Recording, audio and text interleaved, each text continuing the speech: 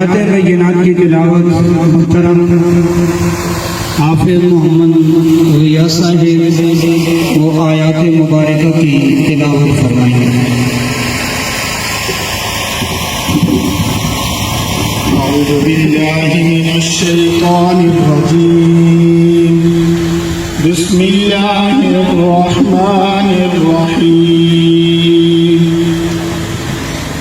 یا أيتها النفس المطمئنة ارجعي إلى ربك راضية مرضية فادخلي في عبادي وادخلي جنتي صدق الله العظيم۔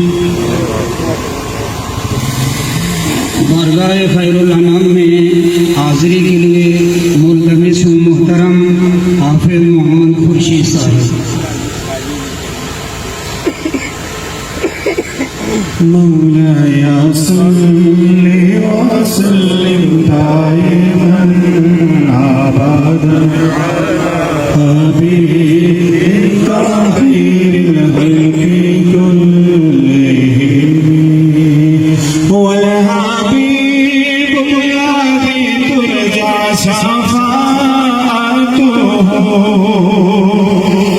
والحبيب الذي ترجى شفاعته لكل حول من الأحوال مقتها بمولاي صل دائما أبدا على حبيبك خير الخلق كلهم محمد سيد الكونين والثقلين محمد سيد الكونين والثقلين والفريقين من رب ومن عجاب مولاي صل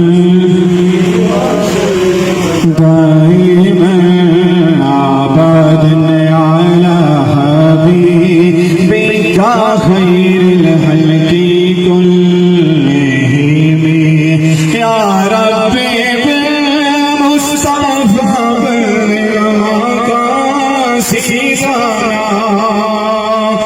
يا ربي بالمصطفى بالمقاصد واغفر لنا مدى ياسي الكرم مولاي صل وسلم دائما ابدا على حبيبك خير الخلق كلهم۔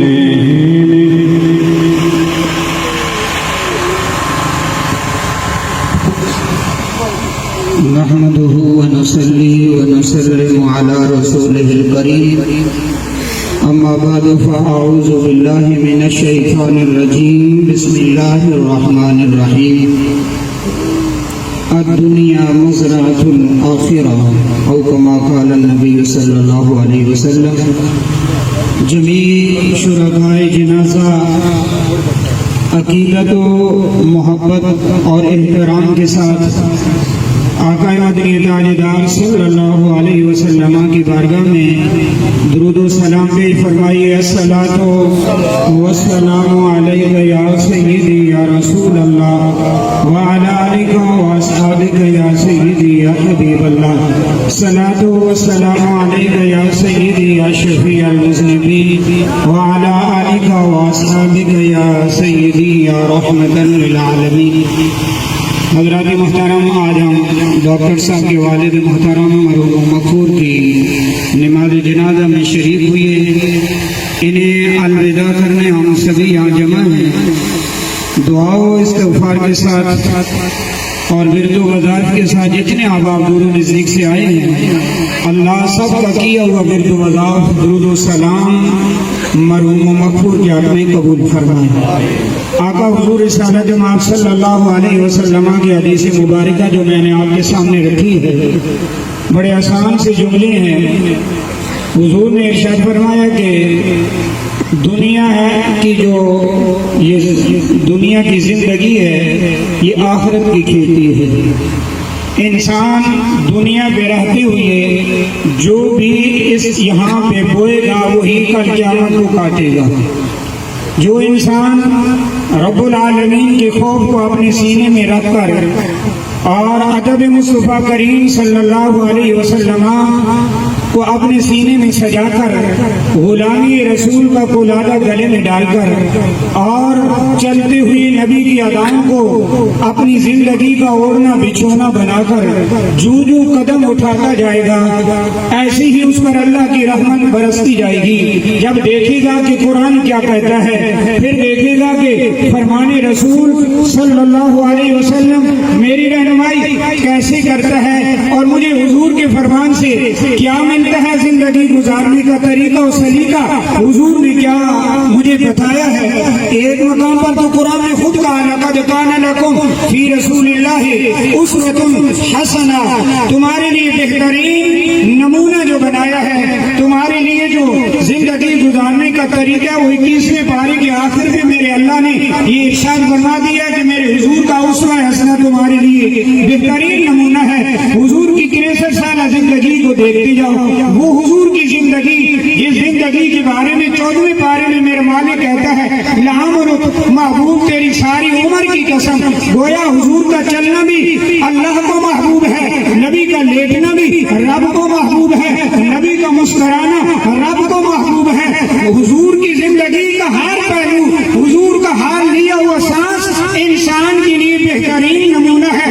اگر حضور کی اداؤں میں ڈھلتا جائے گا تو کوئی ایسا بھی انسان ہوگا کہ جو آگے بڑھتا جائے گا اسے سیدنا صدیق اکبر کی جناب والا رفاقت ملتی جائے گی، عمر فاروق کی رفاقت نصیب ہوگی، عثمان و علی کا اسے جناب والا اللہ پڑوس عطا فرمائے گا۔ اس کی وجہ کیا ہے؟ وجہ فقط یہ ہے کہ جو انسان حضور کا بن جاتا ہے اللہ اسے اپنے محبوب کی رفاقت عطا فرما دیتا ہے۔ اور یہ میں اپنے پاس سے نہیں کہتا، یہ قرآن مجید بول کے کہتا ہے، 5واں پارہ کہتا ہے وَمَن يُطِعِ اللَّهَ وَالرَّسُولَ فَأُولَٰئِكَ مَعَ الَّذِينَ أَنْعَمَ اللَّهُ عَلَيْهِم مِّنَ النَّبِيِّينَ وَالصِّدِّيقِينَ وَالشُّهَدَاءِ وَالصَّالِحِينَ وَحَسُنَ أُولَٰئِكَ رَفِيقًا۔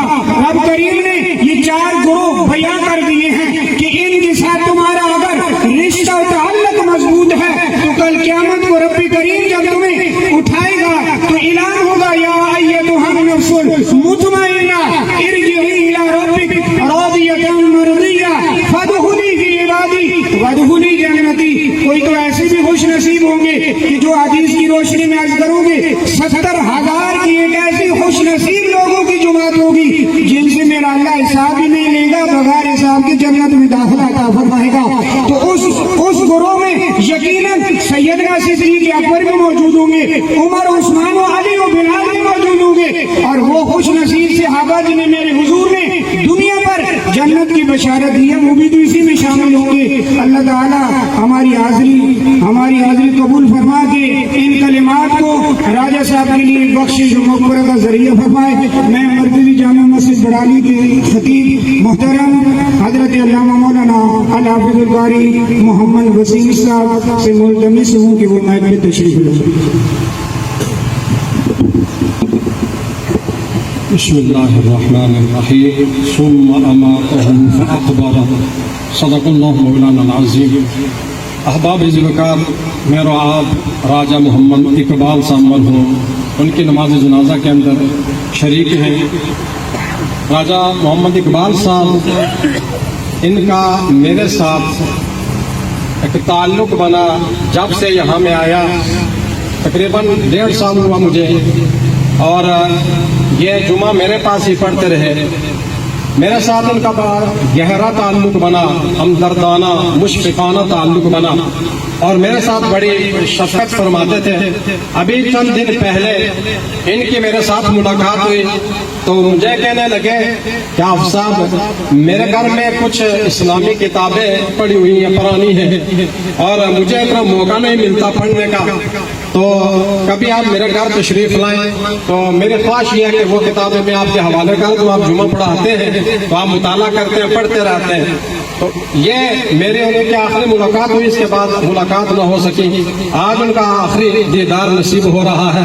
اللہ تعالیٰ سے دعا ہے کہ اللہ تعالیٰ ان کو غریق رحمت فرمائے۔ احباب ذوالفقار، ایک حدیث پاک آپ کے گوش گزار کروں گا کہ یہ جو دنیا، اس دنیا کے اندر ہم رہ کر اپنی قبر بناتے ہیں، اپنی قبر دنیا کے اندر رہ کر بناتے ہیں، حقیقت میں قبر ایک تاریخ گڑھا ہے، اسی صورت میں روشن ہوگا، منور ہوگا جب دنیا ہم اچھے طریقے سے گزاریں گے، اللہ تعالیٰ اور اللہ کے رسول کے احکامات کے مطابق زندگی بسر کریں گے تو وہ تاریخ گڑھا ہمارے لیے روشن اور منور ہو جائے گا۔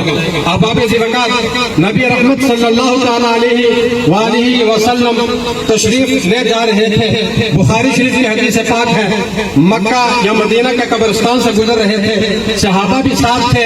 نبی رحمت صلی اللہ تعالیٰ علیہ وسلم نے دو قبروں کا ملاحظہ فرمایا۔ نبی صلی اللہ علیہ وسلم نے ارشاد فرمایا، میرے صحابہ، ان دو قبر والوں کو قبر کے اندر عذاب ہو رہا ہے، ان دو قبر والوں کو قبر کے اندر عذاب ہو رہا ہے۔ احباب ذوالفقار، ہم بھی قبروں کے اوپر جاتے ہیں، قبروں کے پاس سے گزرتے ہیں، قبروں کے پاس بیٹھتے ہیں، لیکن ہمیں کچھ نظر نہیں آتا۔ یہ نبی صلی اللہ تعالی علیہ وسلم کی بشارت تھی، یہ نبوت کی ایک طاقت تھی کہ آپ نے قبر کے اندر جو قبر کے اندر مرحومین تھے ان کو ملاحظہ فرمایا، اور ان کو جو قبر کے اندر جو عذاب ہو رہا تھا اس کو آپ نے دیکھ لیا، ملاحظہ فرما لیا۔ آپ نے فرمایا، میرے صحابہ، قبر کے اندر ان کو عذاب ہو رہا ہے، اور یہ بھی فرما دیا کہ وجہ کیا ہے، کس وجہ سے ان کو قبر کے اندر عذاب ہو رہا ہے۔ اس حدیث پاک سے یہ پتہ چلتا ہے نبی رحمت صلی اللہ تعالیٰ علیہ وسلم اپنے امتیوں کے اعمال سے بھی باخبر ہے کہ دنیا کی زندگی میں میرا امتی کیا عمل کرتا ہے اور قبر میں کس وجہ سے اس کو قبر کے اندر عذاب ہو رہا ہے۔ حضور صلی اللہ علیہ وسلم نے اسے ارشاد فرمایا، میرے صحابہ، ان کو قبر کے اندر بہت بڑے گناہوں کی وجہ سے عذاب نہیں ہو رہا، بلکہ گناہ چھوٹے تھے، اگر یہ بچنا چاہتے تو بچ جاتے۔ ایک کو عذاب قبر اس وجہ سے ہو رہا ہے کہ یہ پیشاب کی چھینٹوں سے نہیں بچتا تھا، اور دوسرے کو عذاب قبر اس وجہ سے ہو رہا ہے کہ یہ چغلی کھایا کرتا تھا۔ احباب ذوالفقار، نبی رحمت صلی اللہ تعالی وسلم نے صحابہ سے فرمایا، میرے صحابہ، کھجور کی ایک تار شاخ توڑ کے لے آؤ۔ صحابہ کھجور کی تار شاخ توڑ کے لے آئے، آپ نے اس کے دو ٹکڑے کیے، اور ایک ٹکڑا ایک قبر کے اوپر رکھا، دوسرا ٹکڑا دوسری قبر کے اوپر رکھا۔ صحابہ یہ عمل دیکھ رہے تھے تو صحابہ نے پوچھا، یا رسول اللہ صلی اللہ علیہ وسلم، آپ نے یہ کیوں کیا؟ آپ نے یہ عمل کیوں کیا؟ کیونکہ آپ کا جو عمل ہے بعد میں سنت بننے والا ہے، تو آپ کو دیکھ کر تو ہم بھی عمل کریں گے، تو آپ نے یہ کیوں کیا؟ تو نبی رحمت صلی اللہ علیہ وسلم نے ارشاد فرمایا، میرے صحابہ، جب تک یہ ٹہنیاں تر رہیں گی یہ اللہ کی تسبیح بیان کرتی رہیں گی، اور اللہ سے امید ہے کہ جب تک یہ ٹہنیاں اللہ کی تسبیح بیان کرتی رہیں گی ان کے عذاب میں تخفیف ہوتی رہے گی۔ احباب ذوالفقار، ہم دنیا کے اندر جو عمل کرتے ہیں پھر قبر کے اندر بھی اس کی جزا سزا ہوتی ہے۔ اس لیے قبر کا عمل اگر روشن کرنا ہے تو دنیا کی زندگی کے اندر اچھے اعمال کر لیں، ورنہ قبر ایک تاریخ گڑھا ہے، روشنی کے اسباب دنیا کے اندر کر لیں، بس مرنے کے بعد اعمال کا سلسلہ ختم ہو جاتا ہے، اس کے بعد کوئی بندے کو موقع نہیں، کوئی مہلت نہیں اس کے پاس، مرنے کے بعد بس اعمال کا سلسلہ ختم۔ بس اس صف سے انسری سے روح پرواز کرنے سے پہلے جو کچھ کرنا ہے، نیک اعمال کرنے وہ کر لیں، اور جو برے اعمال ہیں ان سے بچنا بچ لیں، اور اللہ کی بارگاہ میں توبہ کریں۔ اللہ تعالیٰ میں نیک اعمال کی توفیق عطا فرمائے۔ وآخر دعوانا الحمدللہ رب العالمین۔ سفید درست فرمانے۔ بسم اللہ الرحمن الرحیم۔ 4 تکبیرات نماز جنازہ فرض کفایہ ثنا واسطے اللہ تعالیٰ کے درود واسطے نبی رحمت صلی اللہ علیہ وسلم کے دعا واسطے حاضر سمیت کے پیچھے حاضر امام کے منہ کا بشریف کی طرف اللہ اکبر.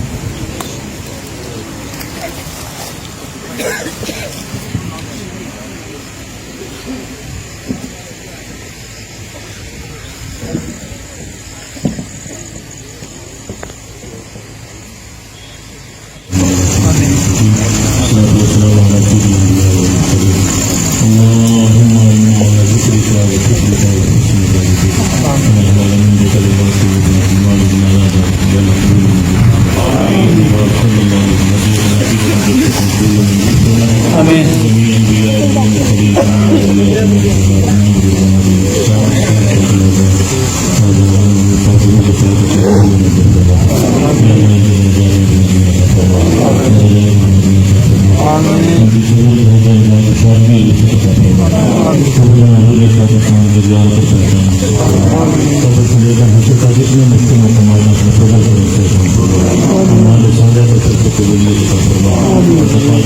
ہمارے